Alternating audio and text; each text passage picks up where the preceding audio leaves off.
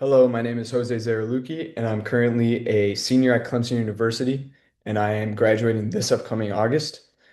And I would say the person who has shaped my ethical outlook the most throughout my life is my dad. And I know that seems like a pretty basic and just a basic answer, but I feel like he's just shaped my outlook because he is a business owner himself, and he started his business and built it from the ground up.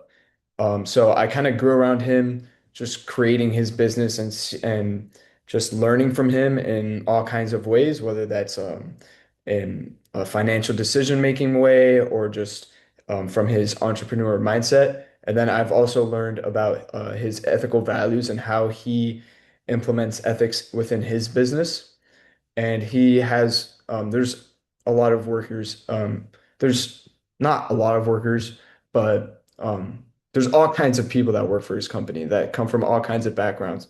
So when he would like drive me to the school in the morning, he'd be answering phone calls and he'd have conversations with all kinds of people. So it was pretty cool, just learning from just the environment he kind of put me in. Um, and I feel like he's just created my ethical foundation the most. And he's also part of the reason why I've tried to get closer with my faith because I've learned from him also that if you are, this obviously doesn't go for all people, because not all people are religious, but at least for myself, I am religious, and he kind of taught me that if you're close with your faith, you can kind of build a strong set of values that can contribute to a positive work environment and create a good ethical outlook. And then the for the second point, which ethical dilemma have I faced recently? So this one was a little strange because I was an intern for a company this past year. I was an academic year intern. So, and I was working remotely for most of the year. And then I had to go fly up to their offices during the month of February. And I stayed there for like the whole month. And that was pretty cool because I finally got to be in person instead of working in that remote environment. And it helped connect me to my team members a lot better than just like instead of like chatting with them on like Microsoft Teams all day. So that was a great environment to work in. However, I did get into like one weird situation, and that was so. I was working in like this certain office area, and pretty much everyone in that office area were really busy. And the way the workers were formatted in the office, if this makes any sense, was that there was multiple rows and like there's multiple employees sitting at each row. And I was sitting on one row, I was in the corner next to a wall, and there was like five people in my row, and then there was another row in front of me, facing me. Hopefully you're following along, but basically what happened was one day we were all super crammed, super busy, a bunch of tight deadlines, and I was handling multiple projects at once, and so were a bunch of other people in my row. And while I was working, I became pretty close with the lady who sat in front of me. Super nice person, pretty hardworking for the most part, not in this situation. Um, and she I was working, I kind of looked over to her and I saw that she had like her headphones on, like Beats headphones, connected to her phone, and like she had her phone horizontal. So like she was clearly watching something, and I just kind of ignored it in the moment because I was slammed with work and I needed to get stuff done. So I ignored it. However, I was suspicious, obviously, and she was obviously not doing work. At least it didn't seem like it. And I kind of forgot about that thought and that she wasn't working while she should have been. And later on in the day, we were working 12-hour shifts. We were super long days. Later on in the shift, she was having a conversation with somebody, and she said she watched the entirety of a 3-hour long movie while she was at work. Um, this work environment was like everyone was very friendly with each other, and like people would talk about all kinds of things, even personal things. And like she said this, and I heard it, and I was like, oh, that's what she was doing. And that got me frustrated because I had made mistakes and I could have used help on the projects I was working on. So that was kind of a weird situation. I kind of didn't know what to do in the moment because I was just an intern and I was working remotely. So like these people really didn't know me well. I'd only been working there for 6 months. So I didn't really know what to do. And I was frustrated, pretty frustrated. Like this lady was sitting there doing nothing all day. She had been working at this company a lot longer than I had.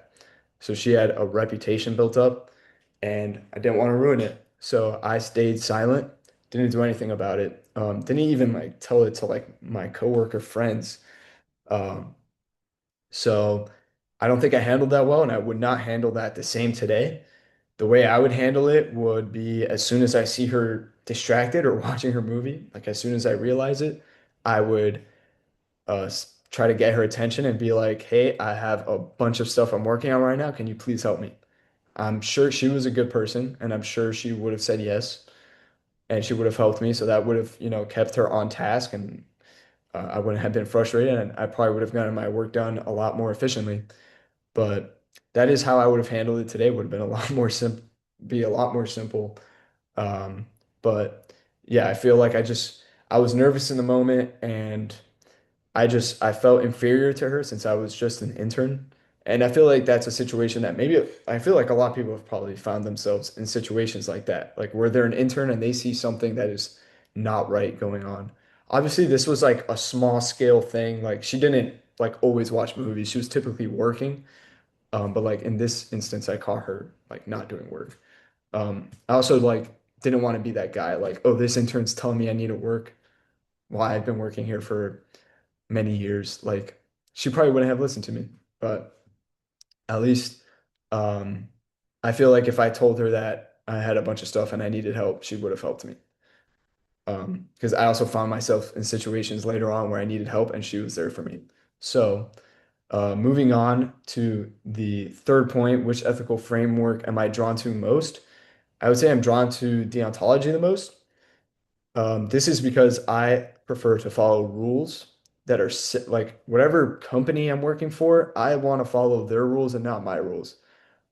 Which my rules would be more virtue. Like, what would you do in this situation? No.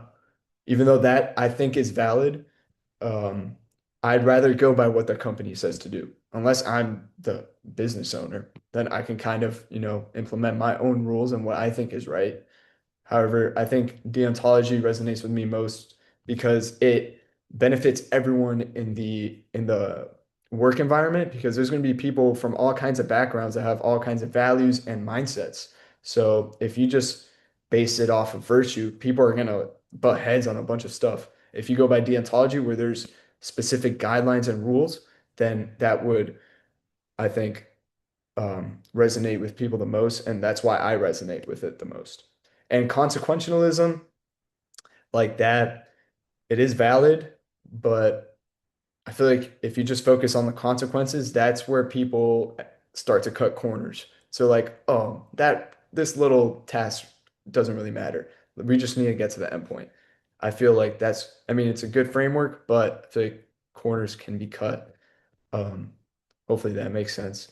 And then the last point, which two ethical strategies am I currently developing as I enter the workforce? So the first one that I'm really working on is getting closer with my faith, as I mentioned earlier in this interview or personal statement. I feel like the closer you are with your faith or just your spirituality or however you just connect with the universe, I guess, or however you connect with your values, the way I connect with my values is my faith. So I feel like the closer I am with my faith, the stronger set my values are, which would lead to a better ethical outlook. And then the second strategy is evaluating my consequences. So this I've started to work on actually for like the past year. And I've started to think like, how do my decisions affect other people? And like really look into it. Obviously, I've always kept it in mind, like how would this decision affect someone else? I really keep it in mind now anytime I do anything. Like it could be a simple task. It can even be like when I'm hanging out with friends or like going out with friends. How does this affect the situation that I'm in? Um, because I feel like you can realize like the more you look at your the consequences, the more you know like, oh, this worked, so this is right. This didn't work, this is wrong. I try to avoid this.